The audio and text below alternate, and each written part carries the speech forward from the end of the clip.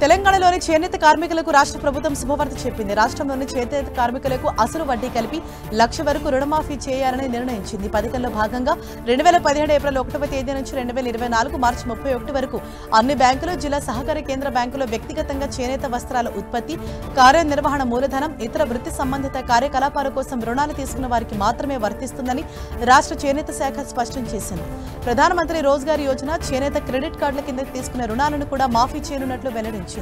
రుణమాఫీ అమలుపై రాష్ట్ర చేనేత శాఖ ముఖ్య కార్యదర్శి శైలజ రామయ్యర్ మార్గదర్శకాలు జారీ చేశారు. రుణమాఫీ అనంతరం చేనేత కార్మికులు కోరుకుంటే మళ్లీ ఆ మేరకు రుణాన్ని బ్యాంకులు మంజూరు చేస్తాయి.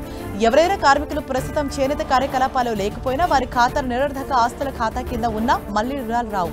ప్రభుత్వ మార్గదర్శకాలు అనుసరించి సత్వరమే అర్హులైన చేనేత కార్మికుల రుణమాఫీకి అన్ని జిల్లాల ఏడీలు చర్యలు తీసుకోవాలని మార్గదర్శకాల్లో శైలజ రామయ్యర్ వెల్లడించారు. దీనికి బ్యాంకులు సహకరించాలని కోరారు.